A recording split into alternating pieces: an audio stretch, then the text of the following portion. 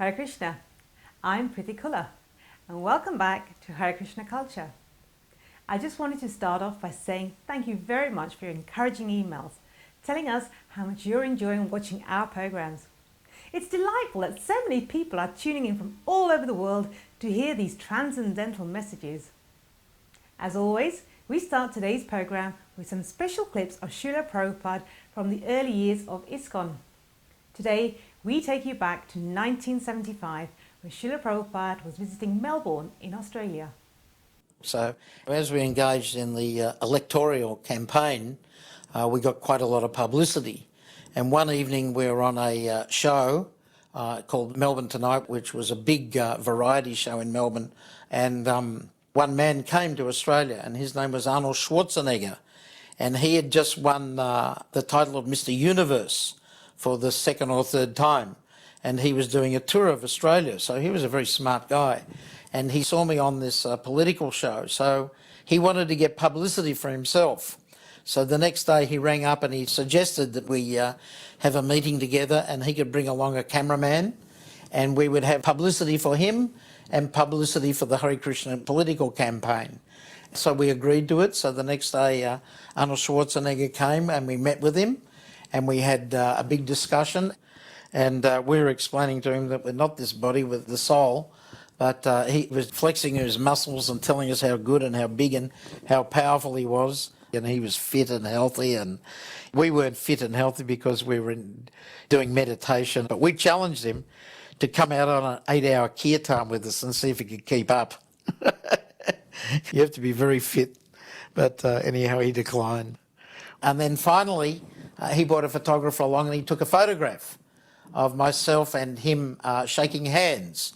And the next day it appeared in the paper and it had the man of the body meets the man of the spirit and a very, very nice favourable article underneath that caption.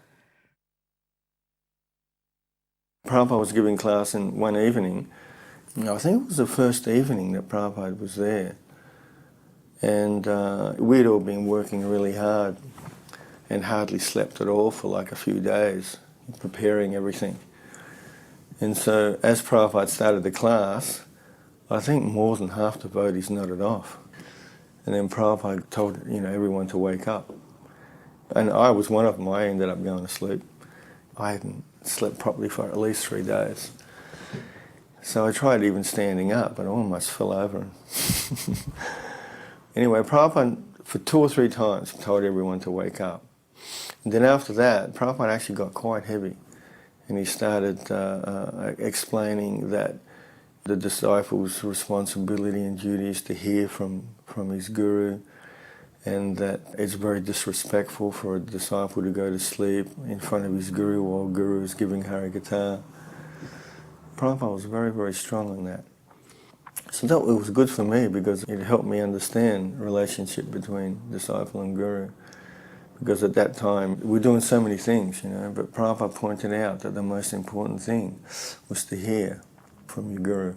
So I always remember that. When Prabhupada was on the Vyasasana, I took it upon myself to take his water in his lota when he's finished. That was my task. I took it to the kitchen and took that water and distributed it. And I was a bit greedy. I had most of it. Prabhupada was, he was the real centre for the movement in Australia. When he was here, everybody was there and it was just so exciting. Everybody drove from everywhere to be there. And it was all around Srila Prabhupada. And even the people on the edge who were just interested visitors would get caught up in that enthusiasm.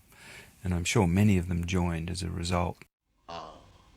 Sarvapadhi vinirmuktam tat parattena nirmalam rishikena rishikesa sevanam bhakti ruchat. This bhakti means that we have to clear ourselves from the designation. What is that designation? Everyone is thinking, I am American, I am Indian, I am European, I am Australian, I am cat, I am dog, I am this, I am that, body. We have to cleanse this bodily conception of life, that I am not this body. Aham Brahmasmi, I am spirit soul. This you have to realize. Then there will be no distinction. And here is an American, here is an Australian, here is a Hindu, here is a Muslim, here is a tree, here. No. Pandita Samadarshina. Pandita means learned, one who knows things as they are. For them, Vidya Vinaya Sampanne Brahmane Gavi Hastini Suniche cha Sapake cha Pandita Samadarshina. A person very learned, Vidya, and very gentle. Vidya means, educated means he is gentle, sober. He is not rogues and ruffian. That is Vidya. That is the taste of education. He must be very educated, sober and silent. That is called gentleman, in one word. Bhuta prasannatma, na sochati, na kankati, samas sarveshu bhuteshu, mad bhakti ravati para. Samas sarveshu bhuteshu. Unless one is spiritually realized, he cannot see equally everyone. Then, samas sarveshu mad bhakti ravati para. Then one can become real devotee of the Lord. After surpassing the Brahma-bhuta stage. So this bhakti line is not so easy. But by Chaitanya Mahaprabhu's mercy, we have installed the deity here in your country.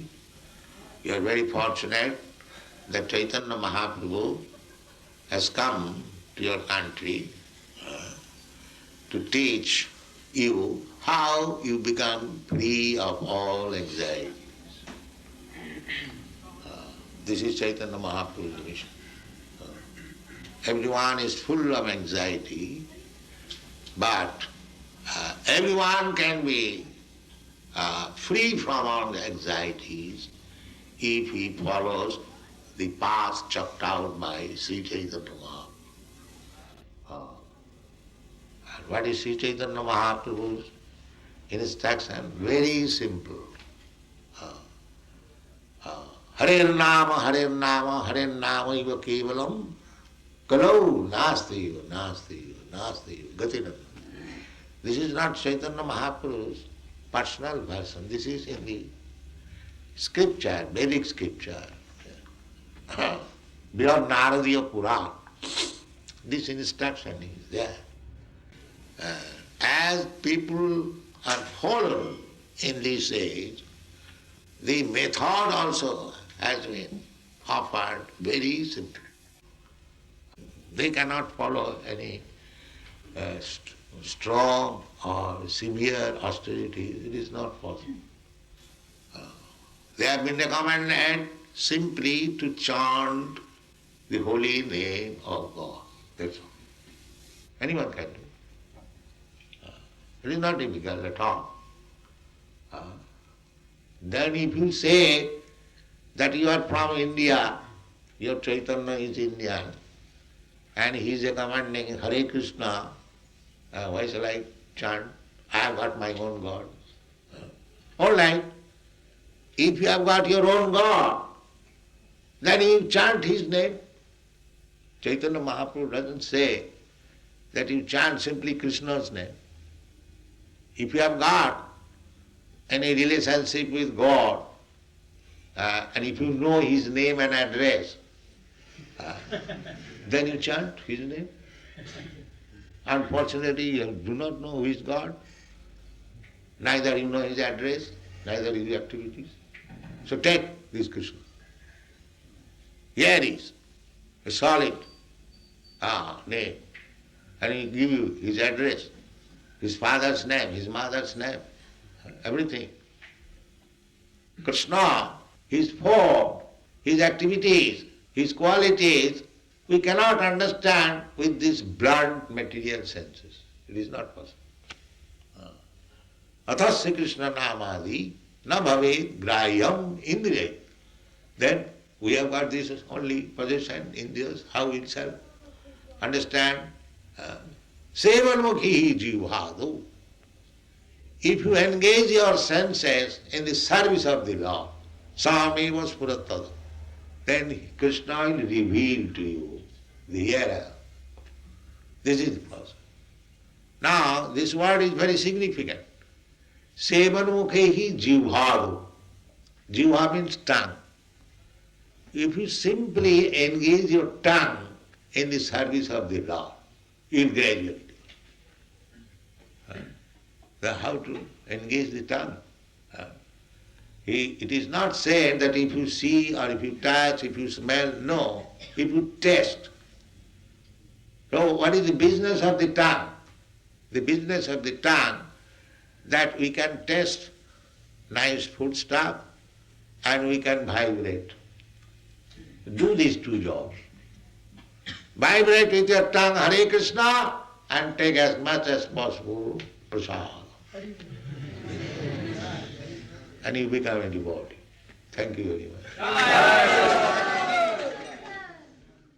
It is so lovely to see and especially hear those wonderful pastimes of Srila Prabhupada in Australia. Everyone was so mesmerized seeing Srila Prabhupada. Many times we've heard how devotees would recall how they could hear Srila Prabhupada's pure vibrations calling out to the Lord as a child cries out for its mother. We should also learn to chant and sing like that.